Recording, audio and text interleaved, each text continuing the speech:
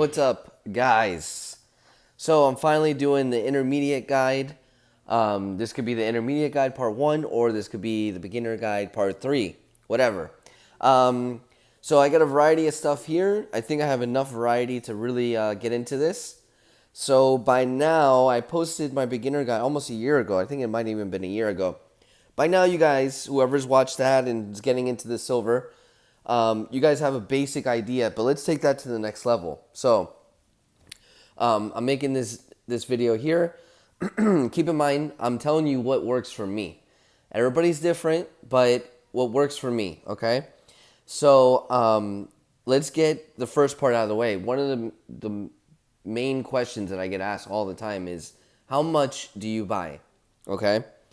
So typically, a lot of experts say that you should buy about 10% worth of your salary.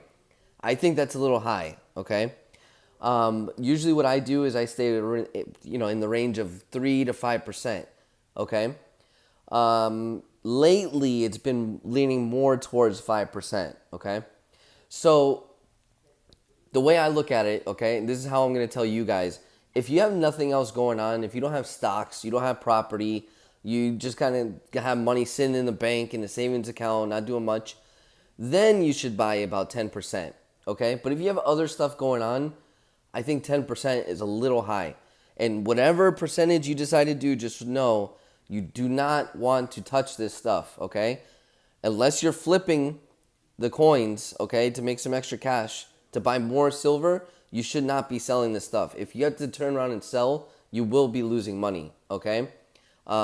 Especially if you're buying, maybe not necessarily if you're buying like heavy stuff that's more on the stacker side, for the weight side, I mean, you might not lose too much. But if you're buying like these heavy premium coins and then trying to turn them around right away, you will lose money, okay? So I made a whole video on coin flipping. I'm going to get into it again, a little more into detail.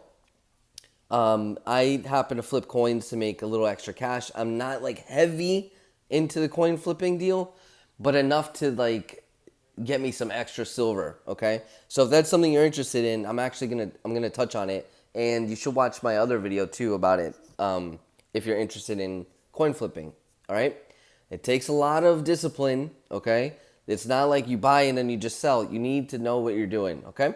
All right, so like I said, I have enough stuff here to really give you guys some good info here, all right?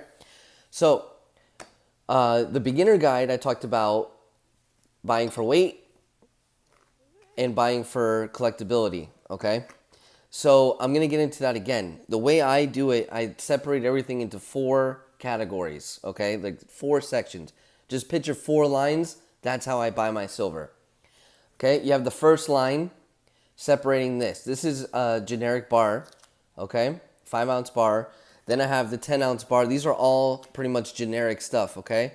These you will get close to spot. If you buy on eBay and you hit, with the eBay bucks, you will actually get under spot. So this is a good buy for weight, okay? This is a 20-ounce right here, Kit Kat from Scottsdale.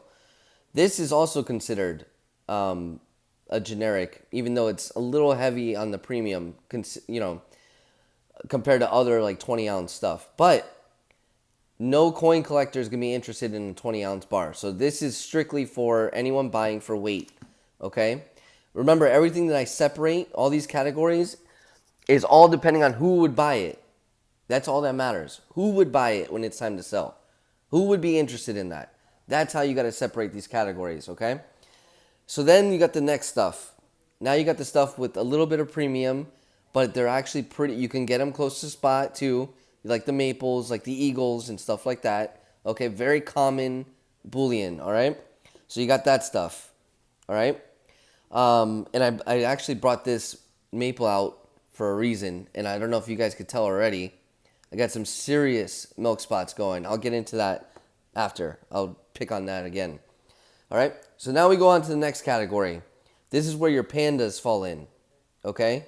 This is where your Lunar Series stuff falls in, where you have the appeal of the coin collector because it changes designs every year, but you also might get a few stackers that are kind of mixed, okay? Not too heavy on the coin side, but like to dabble in some coins with some collectability or where the design changes.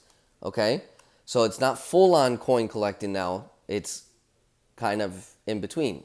So that's the third category. Okay? Now the last one is straight up coin collecting. No stacker is going to buy these. Okay? These slabs.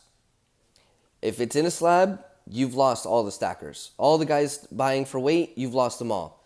Nobody is going to buy this if they're buying for weight. Why? Because it's an extra like 20, $30 because it's in a slab, because it's MS70, a perfect coin. Okay?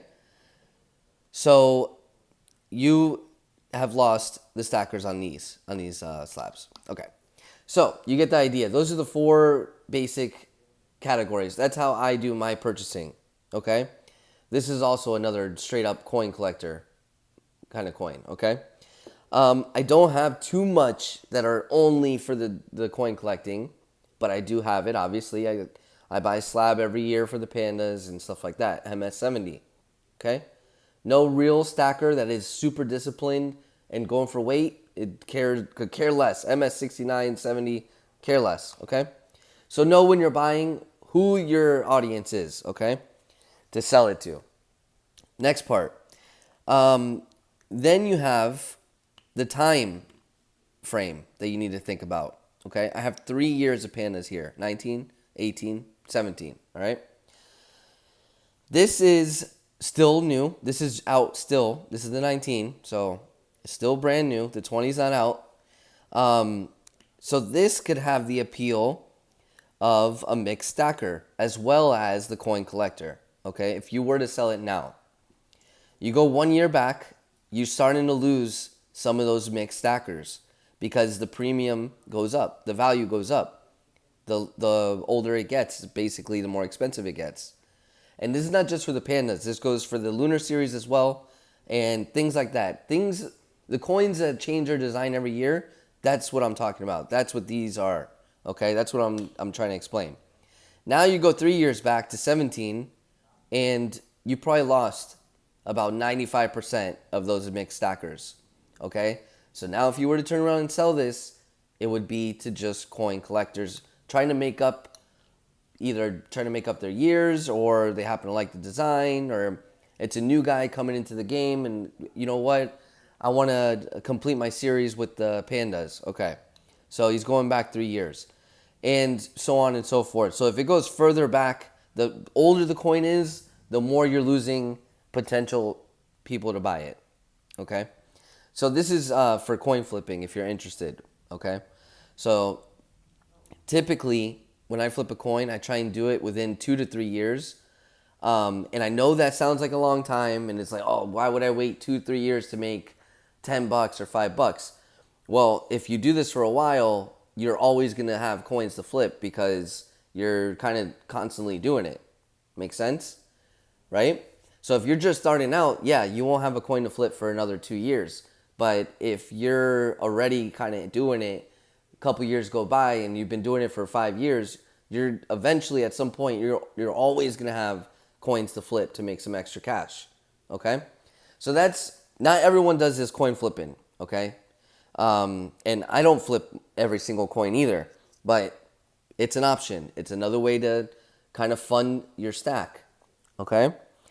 So, here's another example of a coin collector coin, all right? Comes in a pouch. You're paying for this stuff, okay? Keep in mind, when all these little extra things are offered, you're paying for it. It's not free, okay? It comes with a little booklet here. This is the Silver Krugerin. There you go. I actually have a video on this whole thing, okay? I don't know why I can't get my camera to focus today, but anyways, so there it is. You get a little certificate. Comes in a pouch, okay? Give me a second. Here we go. All right. So this is the first time they've done the silver Krugerin, okay? So that's why I bought it, because it's the first time they've done it. I happen to be all for buying the first releases First in series, I love that stuff because usually those are the ones I hit. You're more likely to hit and make some money off those first in the series than you are anything else. Okay? So that's why I usually target those. All right? But no stacker is going to buy this. You think they care about the pouch? Can you imagine buying 20 of these, having 20 certificates, 20 pouches? I mean, they'll probably end up even throwing them out. Okay? So keep in mind with that stuff, you're losing the stackers. You're losing potential buyers. Okay? All right. So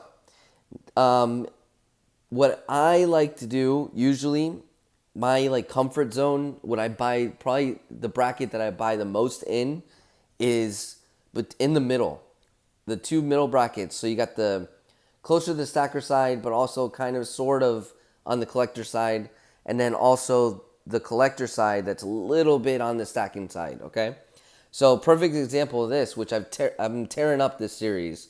I just did a video on these. Okay, the Queen's Beast. And these, if you get them early enough, are right in between stacking and coin collecting because it's 10 ounces, okay? It's kind of close to spot. When they first come out, they're kind of close to spot. And I get the eBay bucks, okay? So it gets me even closer to that spot price. So these are a good buy, okay? Because you have the appeal of the coin collector, okay, because they're limited. And you also have the appeal to the stacker because they're big and they're close to spot, okay? So that's another point I want to make, actually.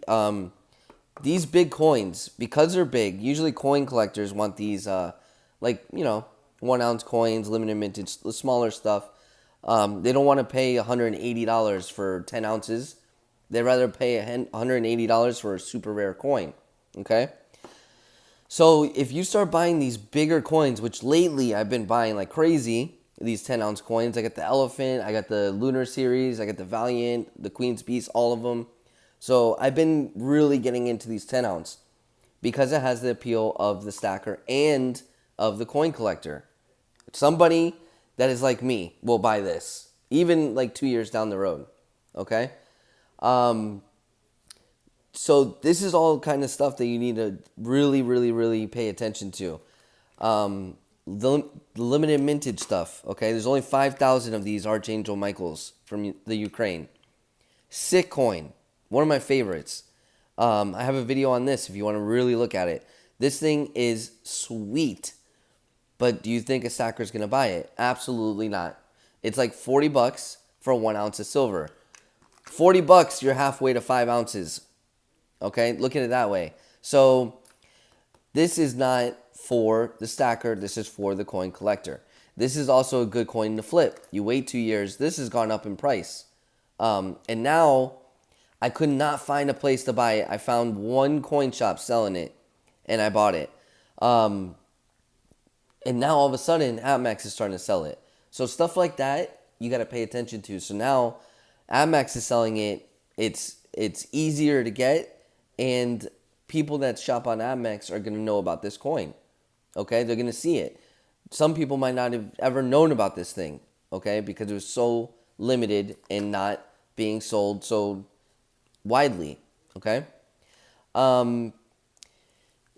These are also very good, like I said. These are the stackers coins. That's what I like to call them. These are the stackers coins. The maples, you got the eagles, you got the full-on generics, which I don't have full-on generics. I don't know if you guys know about that stuff. You ever see like the coins that have like the buffalo and they look kind of cheesy?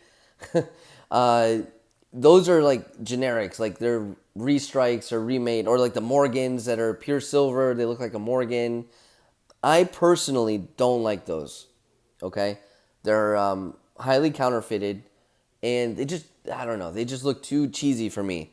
Honestly, instead of buying 10 of those generic rounds, I'd rather just buy a 10-ounce bar that's fun to handle, and a bunch of these looks a lot cooler than a bunch of those cheesy looking coins. That's my opinion on that. That's why I don't have any generic coins like that, okay? But you need to be careful with these maples because they are known to milk. Let me show you. I hope I could get... I don't know why I'm having so much trouble with my camera today. Let me see something. Give me a second, guys. Turn that bad boy on. All right, there we go. So, you see what I mean? The milk spotting. And it's in a capsule. I've never taken this out of the capsule. Look at all that. That would annoy the crap out of... It annoys me. I mean, you know what I mean? And because it's milk spotting, okay, you've lost probably all the coin collectors, okay? They are not going to want this coin whatsoever. Who's going to want this? The stackers, because you're most likely going to have to sell it a little cheaper because it's milk spotting, and everybody, even the stackers, hate the milk spotting, so you've lost all of them. And that's the risk you take with these maples, okay? I actually have a panda in a slab, okay, that is also getting the milk spots. So talk about aggravation. And I mean, I keep these things, I don't take these out of the plastic. I don't take them out of the bag. I don't take them out of the capsule. So it's really, really hard to know which ones are going to milk spot and, you know, to prevent it, you know. I've watched videos on it, but honestly, there's no way to prevent it. I just don't, you would have to know which ones are going to do it in order to really prevent it. So, you know what I mean? And I have 3 of these maples, and all 3 are milk spotting. Unbelievable. Okay? So, this is a 2016, which, you know, after I bought it, they were talking about, I remember, they were talking about the maples milk spotting like crazy. It was a really bad year for the maple. And, you know, I was already 3 deep. So that's why I didn't buy any more. But, you know, here we are. I thought I got lucky for a while because there was no milk spots. And all of a sudden, bam. One day I go look, and all 3 of them were getting the milk spots. All right. Then, sorry I'm jumping all over the place, but you get the idea. You know what I mean? This is how I like to do my videos. Very sporadic. And a lot of rambling. So, I don't know. I'm trying to make that my brand, I guess. All right. So, anyways, then you have the junk silver, which I constantly get bashed about because in the beginner's guide, I said, you know, don't go buying like the better condition quarters or the better condition dimes or so on and so forth. Okay. And people freaked out. I've gotten so many comments about that little section of that video. What I meant by don't go buying those better quality quarters is people sell these BU condition and like graded, and you know, you don't need to be buying that stuff. You can tell from the pictures, okay? And you want to make sure that you know what you're buying. Okay, that's another thing. This junk silver could be kind of tricky to buy. You want to see exactly the coins you're going to get, okay? And if you do enough searching, trust me, you'll find sellers that will show you exactly the coins you're going to get, okay? But just from the pictures, okay? Like right now, I'm showing you guys the video here, right? You can see that this quarter is in decent condition. It's in good condition. You could see the imprint, okay? The relief of the coin is up. It's not worn, okay? So the whole thing was, the more worn the quarter is or the dime or whatever, the less silver content, the less metal, which is true. But that is not what I meant. I think I even said don't buy like the overly worn ones either, okay? So you want to buy right in the middle. I have actually gotten good deals on these, and these are in decent condition, okay? I have some that are a little worn, and yeah. So that's my take on that part right there. Don't buy the graded. Don't spend the extra money. Even if you're going on the collector side, I wouldn't bother buying these graded or anything like that. That's my opinion, okay? Don't freak out. So, now that I, went over that, hopefully they leave me alone about the wear and tear on these quarters and dimes and junk silver. Okay, so now hopefully you understand what I mean by don't spend the extra money. Okay, and every $1.40 between quarters, dimes, and half dollars is 1 ounce of pure silver. Okay, now if you got all the coins that you're doing this combo with are worn, you might be shy of a full ounce. Okay, so there you go. All right, and you can even ask the sellers. You could be like, hey, they're not worn or whatever. Most of the time they'll be honest with you. Okay. What else? What else? I gotta bring up eBay. I know a lot of people hate it, but I have to bring it up because you guys are missing out on some really good deals, okay? These generics I've hit with the eBay bucks, gotten like 15, 20 bucks off on these generics, okay? You do that a couple times or, over a course of a year, you're saving some serious cash, okay? And that's how I usually get a lot of this stuff under spot, okay? And that's another way that I buy these heavy premium coins, because these usually hit with the eBay bucks too.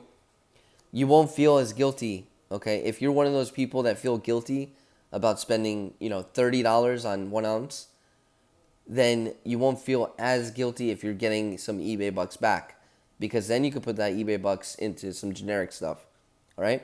So you won't feel as guilty about buying this stuff, all right? I think that's about it for now. Yeah, so the coin flipping part, just know that I'm going to give you a quick rendition of this, all right? If you want to get into the coin flipping, do your research. Usually the coins under 5,000 are really good, especially if you could get in there early. The later you get in, the worse it is, the less margin that you'll have. And then make sure you pay attention to coin upside. So for example, this was a great buy for me. I got super lucky with this. Usually the MS 70s, the Panda's early release, go for about 45, 50 bucks. This one is a 1 out of the first 30,000 struck. MS 70, okay? First release, whatever, okay. I ended up getting this for the same price as I would a normal MS 70. So it only made sense. Actually, I think I actually got it for less. I think whoever was selling this didn't really understand what it was. So I ended up getting this for 45 bucks, 40 bucks. I have to double check. But regardless, even if it was the same price, it makes more sense for me to buy this one, okay, with one of the first 30,000 struck than it would a normal MS 70, okay? So you need to pay attention to stuff like that. You need to do comparisons. If there's a coin that is popular and it's being sold for almost the same price as a maple, then wouldn't it make sense to buy that 1 ounce coin that has some collectability to it than just to buy a regular maple? You get what I'm saying? So I do that all the time, and you guys should do that too, okay? All right, so I think this is pretty much it. This is at least a good starting point for an intermediate guide. I know I'll come up with more stuff. If you guys comment or have any more questions, it gives me ideas for the next part, or if I missed anything, you know what I mean?